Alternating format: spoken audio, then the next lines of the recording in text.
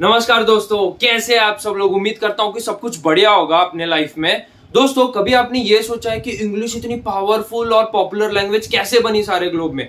तो दोस्तों, आज मैं इस वीडियो में यही बात करने वाला हूं कि इंग्लिश इतनी पॉपुलर और इतनी पावरफुल जल्दी कैसे बनी।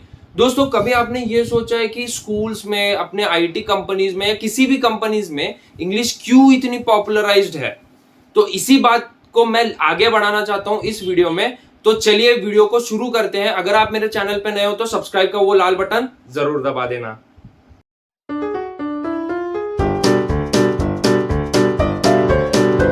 लोगों को ये प्रश्न आता है कि ब्रिटिश का इसमें क्या रोल था।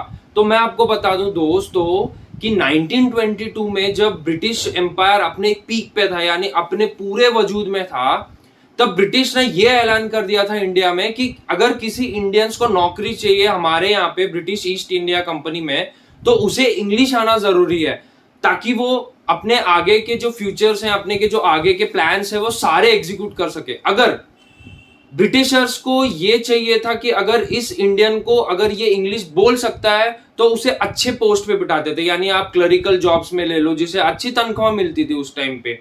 और जिस बंदे को लिखना भी नहीं आता, अगर वो बोल सकता है तो भी उसे ले सकते थे।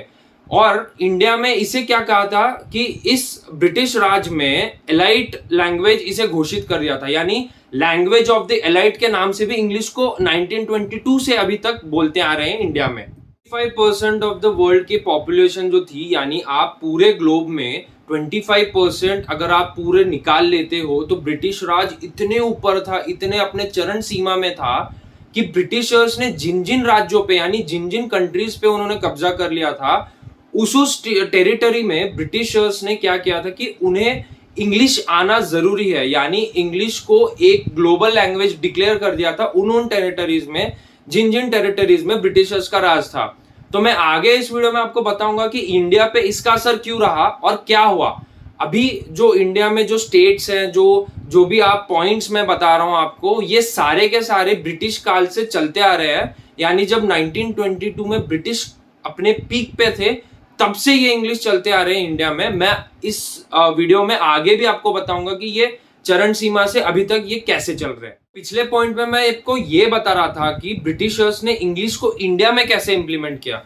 तो ठीक है, एक एग्जांपल ले लेते हैं। 1950s के दौरान जब इंडिया का कॉन्स्टिट्यूशन बन ही रहा था, तब कॉन्स्टिट्यूशन में ये डिसाइड किया गया कि इंग्लिश को ऑफिशियल लैंग्वेज लिए या नहीं। पिछले पॉइंट में मैं आपको ये बता रहा था कि ब्रिटिशर्स ने इंग्लिश को इंडिया में कैसे इंप्लीमेंट किया। तो दोस्तों ठीक है, एग्जांपल ले लेते हैं 1950s की। जब कॉन्स्टिट्यूशन बन ही रहा था, तो बहुत सारे मंत्रियों के आसपास या फिर इर्द गिर्द कॉन्स्टिट्यूशन में ये डिसाइड किया गया, या फिर मैं एक अच्छे शब्द में बोल दूं कि वोटिंग की गई कि इंग्लिश को ऑफिशियल लैंग्वेज बनाया जाए या नहीं। तो बहुत सारे लोगों ने ये वोट किया कि इसे यस के दौरे पे, मतलब इसे यस मतलब यानी इंग्लिश को एक ऑफिशियल लैंग्वेज घोषित किया जाए इसके बारे में, और इसके फेवर में उन्होंने वोट किया। तो कॉन्स्टिट्यूशन में एक बार मैं आपको एक कथा सुनाता हूं। तो एक स्टोरी है। तो डॉक्टर बी आर अम्बेडकर को उन्होंने इनवाइट किया था कॉन्स्टिट्यूशन में, और बहुत सारे मिनिस्टर्स ने डॉक्टर बी आर अम्बेडकर को पूछा।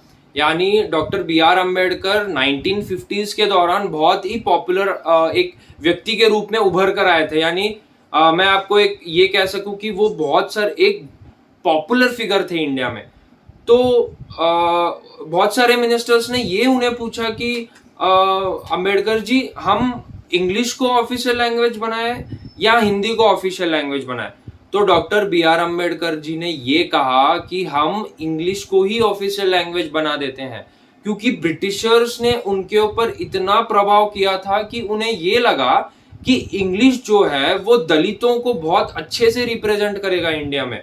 यानी वो ये कहते थे कि अगर इंग्लिश दलित्स भी बोलते हैं या फिर कोई भी बैकवर्ड क्लासेस बोलते हैं, तो ये बहुत अच्छे तरह से रिप्रेजेंट करेगा इंडिया को, और ये दिखाएगा कि लिटरेसी रेट बहुत ज्यादा है इंडिया का। तो इसके समर्थकों ने इनके समर्थक में साउथ के जो भी मिनिस्टर्स हैं उन्होंने यस कह दिया। इसका मतलब है कि उन्होंने ये कहा कि जो इंग्लिश है वो साउथ इंडिया की बहुत अच्छे तरह से रिप्रेजेंट करता है। इसका मतलब है कि साउथ इंडियन मिनिस्टर्स जो हैं उन्होंने भी इनके फेवर में यस कह दिया। तो एट द एंड क्या हुआ, तो रिजल्ट जो था इस वोटिंग का जो भी प्रोसेस हुआ, इंडिया में ये उभर कर आया कि इंडिया के 2 नेशनल लैंग्वेज होंगे, फिर 2 मैं ऑफिशियल लैंग्वेज होंगे, इसे मैं अच्छी तरह से कह सकता हूं, वो होंगे इंग्लिश और हिंदी। मैं आपको इंडिया के बाहर लेके जाता हूं, यानी इंडिया के बाहर का एक एग्जांपल देता हूं आइडेंटिटी के बारे में। मैं एक एग्जांपल देता हूं अमेरिका के बारे में। अमेरिका को रूल किया था नेदरलैंड्स, ब्रिटिश, स्पेन और इटली ने। तो दोस्तों मैं आपको ये बताना चाहता हूं कि इंग्लिश वहां पे तब इतनी पॉपुलराइज लैंग्वेज नहीं थी जितनी कि स्पेनिश, इटालियन, फ्रेंच और डच और ब्रिटिश की जो ब्रिटिश एक्सेंट इंग्लिश थी वो सारे इतने पॉपुलर थी। तो हमारे मन में ये सवाल आता है कि यूएस की जो अभी की इंग्लिश है वो इतनी पॉपुलर और इतनी पावरफुल सारे ग्लोब में इनकी तरफ से कैसे हुई। तो दोस्तों एक बात मैं बताना चाहता हूं कि उस टाइम के जो प्रेसिडेंट थे थियोडोर रोजवेल्ट, उन्होंने ये कहा कि अगर हम इंग्लिश को पॉपुलराइज नहीं करेंगे यूनाइटेड स्टेट्स में तो हमारे जो यूनाइटेड स्टेट्स के जो स्टेट्स हैं वो एकजुट नहीं होंगे, यानी यूनाइटेड नहीं होंगे। इसी तरह उनका नाम भी पड़ा यूनाइटेड स्टेट्स ऑफ अमेरिका।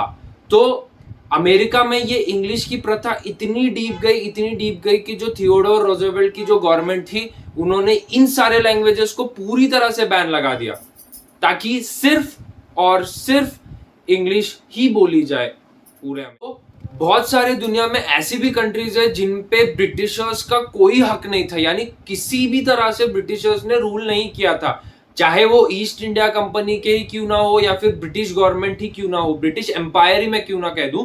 तो उन्होंने किसी भी कंट्री पे ऐसा मतलब कोई बहुत सारे हालांकि कम कंट्रीज है जिन पे उन्होंने रूल नहीं किया, बट ऐसे भी कंट्रीज है जिन पे उन्होंने कुछ भी रूल नहीं किया।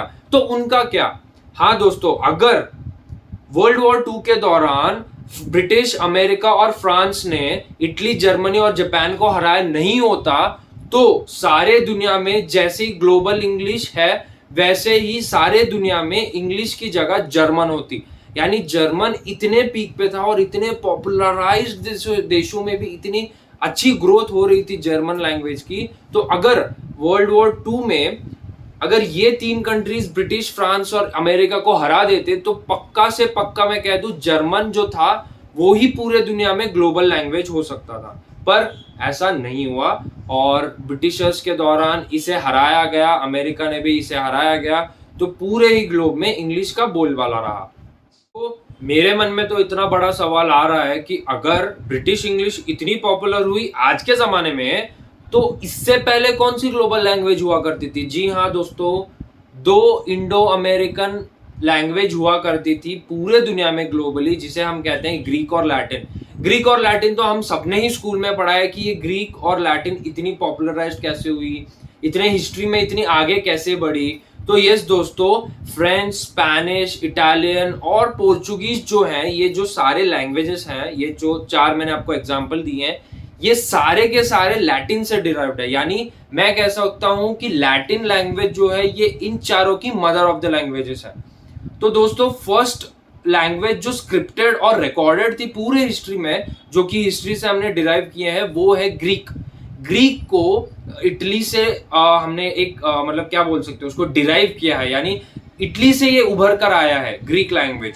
तो जो रोमन्स थे, जो रोमन एम्पायर थी, ये ग्रीक लैंग्वेजेस का बहुत यूज करती थी। तो इसे स्क्रिप्टेड लैंग्वेज क्यों कहा गया है, क्योंकि ये पहली बार ग्रीक लैंग्वेज इतनी ग्लोबली स्क्रिप्टेड और रिकॉर्डेड करी गई कि ये ग्लोबली पूरे ग्लोब में इसका इम्पैक्ट बहुत ज्यादा था। हालांकि हम कह सकते हैं कि संस्कृत भी बहुत ओल्ड लैंग्वेज है और स्क्रिप्टेड लैंग्वेज है, बट ग्लोबली इम्पैक्ट इसका ग्रीक से कम था थोड़ा। यानी मैं कह सकता हूँ कि जो संस्कृत का जो बोलबाला था, या फिर मैं हिंदी ही कह सकता हूँ, ये ओनली बुद्धिस्ट और हिंदुइज्म कंट्री में ही इसका बोलबाला है। ज्यादा से ज्यादा जो क्रिश्चियनिटी कंट्रीज फॉलो करते हैं, जो क्रिश्चियंस फॉलो करते हैं, वो सारा ग्रीक और लैटिन में ही हुआ करता था। तो थोड़ी देर बाद मैं रेगिस्तान में ही चला जाता हूँ थोड़ी देर के लिए। तो मैं एक ले लेता हूँ मिडिल ईस्ट की जो बातें हैं वो मैं आपको बताता हूँ। मिडिल ईस्ट की जो भाषा है वो अरेबिक हुआ करती थी ज्यादा से ज्यादा, फिर बाद में उसे पॉपुलराइज्ड, उसको दबा दिया गया पर्शियन द्वारा। और इस पर्शियन को जो हम पारसीज कहते हैं वो यही लैंग्वेज यूज करते हैं हमारे इंडिया में। इसको अकबर ने, जो अकबर द ग्रेट थे जिसे हम कहते हैं मुगल रूलर, इन्होंने इंट्रोड्यूस कराया ब्रिटिश काल के दौरान या फिर मुगल एम्पायर, मुगल एरा के दौरान इंडिया में। तो पर्शियन भी इंडिया में एक छोटा सा पार्ट है पर्शियन का, हालांकि उसका भी जो पॉपुलैरिटी है वो कम है, बट पर्शियन जो लैंग्वेज है उसे अकबर ने इंट्रोड्यूस कराया था, और अकबर अपने पूरे दरबार में और पूरे किंगडम में पर्शियन का यूज ही ज्यादा करते थे। तो दोस्तों, अगर आपको ये वीडियो पसंद आया तो लाइक, सब्सक्राइब और शेयर करना मत भूलिएगा। मिलते हैं अगले वीडियो में। जय हिंद दोस्तों।